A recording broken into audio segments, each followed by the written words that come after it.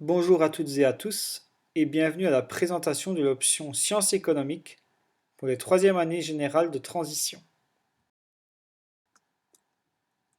Qu'est-ce que l'option Sciences économiques? Elle est composée de 4 heures par semaine et comprend notamment 3 heures de sciences économiques et 1 heure de droit. En ce qui concerne la partie de sciences économiques, elle est notamment basée sur l'économie du pays, son fonctionnement et en grande partie sur le consommateur.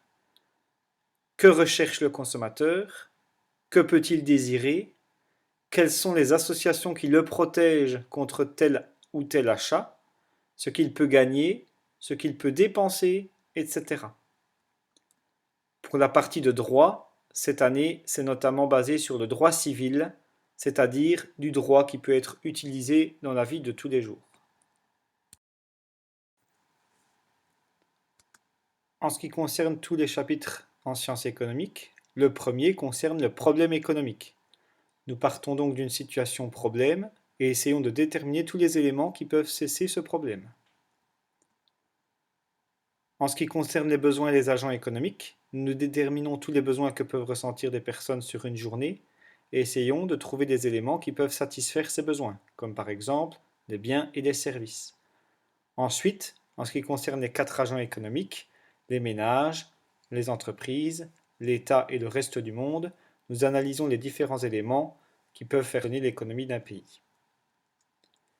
Pour les revenus des ménages, qui sont au nombre de 4, il y a notamment les revenus professionnels, pour le salaire, les revenus sociaux, par exemple les allocations familiales lorsqu'on a des enfants, les revenus de la propriété, lorsqu'on est propriétaire d'un bien et qu'une personne nous le loue, elle nous paye donc un loyer, mais encore les revenus exceptionnels comme par exemple les gains au jeu de hasard ou encore l'héritage lors du décès d'un proche.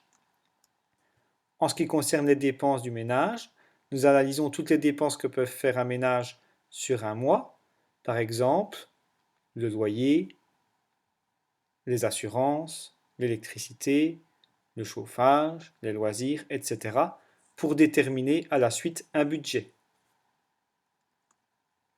En ce qui concerne le crédit à la consommation, nous analysons plusieurs éléments et différents crédits qu'il existe en Belgique, notamment à travers plusieurs vidéos, afin de regarder également les dangers du crédit.